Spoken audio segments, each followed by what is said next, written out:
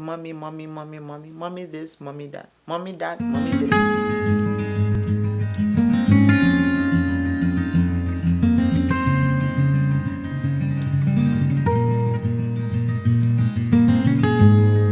Hello you guys and welcome back to my channel. My name is Laraddiji. If you're watching this channel for the first time, you're most especially welcome to this family. Have you seen the video about my experiences and how I survived my school education years? Stop procrastinating and watch it already. Alright?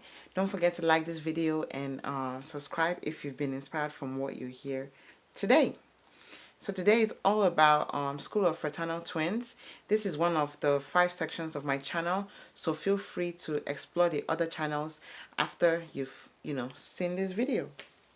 All right, there's tons of information that might speak to you, or information that you might learn from. Okay, so I'll be talking about how babies are our natural alarm clocks. Yep, you don't need to set your alarm.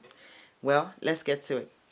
I remember when I was pregnant with the twins, right from the womb, the twins were able to wake me up from my sleep, and not in a cute way. My daughter especially would be mostly in one spot of my belly for a while, and that would make me sore. It always felt like a head or a butt was pressing too hard or something. It was like getting a pressure ulcer but from the inside, and nothing changed with every possible position change I made until she herself moves away from that position. When the twins were born, I was on night duty, caring for them, and then my mom and my husband would handle the morning shift with them so that I could get some rest.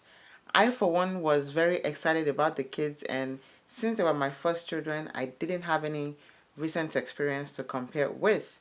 Honestly, waking up every couple of hours at night to feed and change 2 children was something else. I don't even know how I did it, but now, with the birth of our son, I knew exactly what to expect, and I was prepared.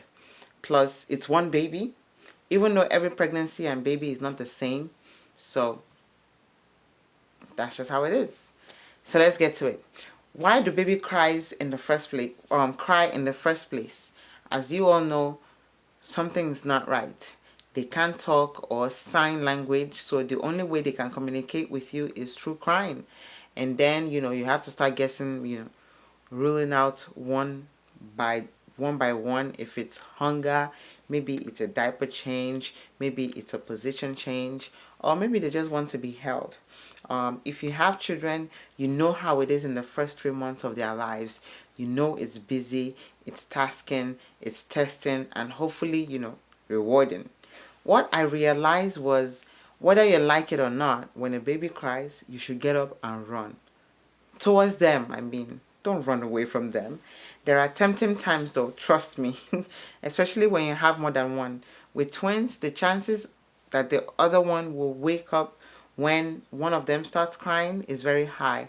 So when my son or my daughter start crying, I just go. The faster I get there, the faster I get to the crib, the faster I can remove the crying baby from the scene. Then the more chance of the other baby falling back to sleep as soon as possible after eating or after a diaper change. If I waste any time, I will suffer the consequences, especially when I've just got back from work and I'm trying to sleep, when I'm trying to get a little bit of rest. Trust me, this is important. So this is why it's very important to think very deeply before deciding to have children. If you're the type of person that snoozes 3 to 4 times before getting out of bed in the morning, when you have babies, trust me, there are no snoozes. You just have very irritated and frustrated babies if you don't get your butt up immediately. I took care of the twins for the first 3 months of my maternity leave, and also while going back to school part-time. The thing is, when I went back to work, there was a bit of a struggle. I worked nights, and I would usually come home around 9 a.m. the next day from 6 p.m. the previous night. That's about 15 hours out of the house, 13 times a month, roughly. And the kids will still need a mom when I'm home, while I still need to sleep. So whenever the kids woke up, I would wake up. right? There's no sick time for mommies. Kids don't know anybody's schedules. They don't know you have to eat. They don't know you have to sleep. They don't know you have to do laundry. They don't know you have a life. They just eat, sleep, poop selfishly on your life. Most of the time, I ran on 3 to 4 hours of sleep that was interrupted very frequently a day. Okay? So they were definitely my alarm clock because it was constantly ringing. I learned quickly that to be a parent, one has to have a lot of patience, lots of perseverance, lots of tolerance, and lots of self-control. I don't even feel like I was a mom until my kids were able to say, "Mommy." And my goodness, they would tap and tap my hand away, or my leg, or my tummy, or even step on my toes as they scream or cried, "Mommy, mommy, mommy, mommy, mommy this, mommy that, mommy that, mommy this." So that was then. What's happening now? Right. The twins are 3 years old now, and their schedule is basically still the same. When I sleep at home, as in when I'm off from work, they still wake me up. Unless we're going to church or something, or they have an appointment, or, you know, something we have to wake up really early from, then we'll wake up earlier. If you're single, or you're the cousin, or you are the uncle, the aunt, the grandparent, the friend, the neighbor, and you find yourself taking care of a child or children that are not yours, and that child will be spending the night, ask a lot, definitely ask a lot of questions from the parents before you are alone with them. All right?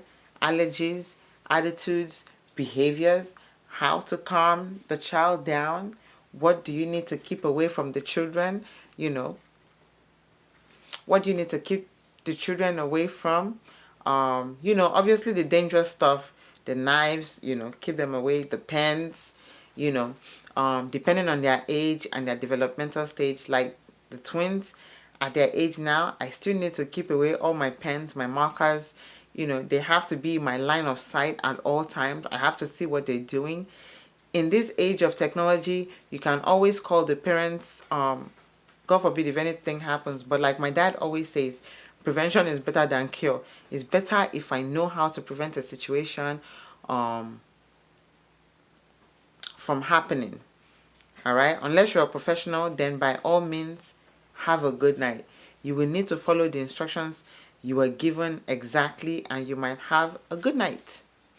If you don't have instructions, or maybe the child was dropped off to you in an emergency situation, then please sleep lightly. Okay? Children have a mind of their own. Be ready for anything. Keep your guard up. Be ready to improvise. Be ready to be enlightened. I feel like young teenagers who are newly sexually active should be supervised as they babysit a child who has a minor cold, or maybe babysit a child who's teething, or maybe a child that's not feeling too well. And this can be their contraception method. Yeah, taking care of a baby. Okay? I know, some schools have, fake babies that you take home. Trust me, there's nothing like having a real baby cry and you trying to figure out what's going on. Okay? So this is exactly what happened to me. I took care of a baby that was teething, and the poor baby was in so much pain. I tried all I could, and by the time the mom came back from our outing, I was done. I was exhausted. I tried. I told myself I'm never, ever, ever having a kid. I was so scared and decided I wouldn't even have kids until I was absolutely ready. I had twins when I was 27, and I feel like I was in a good mental state to take care of them. Parents are kind of like servants to a certain extent to their children. Changing diapers, cooking meals, wiping up messes, and cleaning up the house a million times a day. And I feel like if you're the selfish type and your needs have to conquer others, then taking care of children will be a rude awakening. So good luck to you guys starting out. Hopefully I've opened your eyes out a bit to childcare. What makes it all worthwhile is that no situation is permanent. Children will grow and learn to be their own selves and be on their own. Also, you get to appreciate your parents in your life because they went through a lot raising you, whether you like it or not.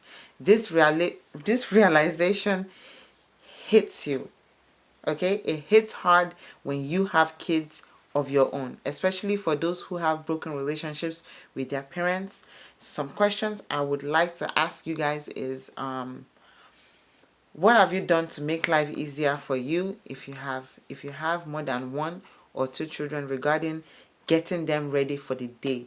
I feel like no matter what I do, it still takes 4 or 5 hours just to get ready. Okay, please, I need some tricks. All right, for those of you who have twins, do you really wake up the other twin if one of them is awake for food or a diaper change? Honestly, why punish the other twin? Really? I don't do it. When one wakes up, I take care of, when the other one wakes up, I take care of that one. I'm not gonna wake them up. That's like selfish. Whatever. I don't know what you guys think. What have your experiences been, taking care of someone else's child when you were single? I've told you mine. It was horrible. I'm never having kids. All right.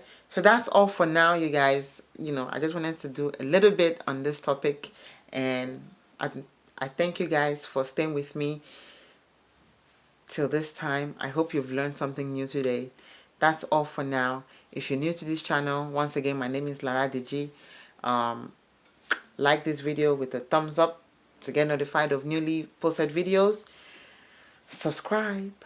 All right. The next video will be about 5 ways I tie my colorful scarves. If you're like me and you like to cover your hair once in a while, or you like to pretend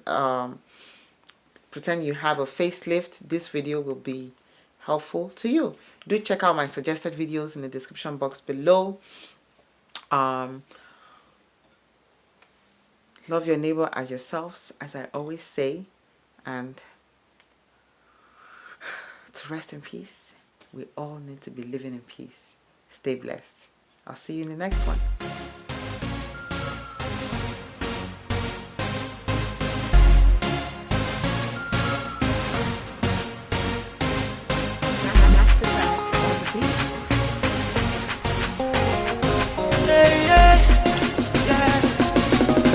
Thank you, 'cause you keep on blessing me, on blessing me, on blessing me.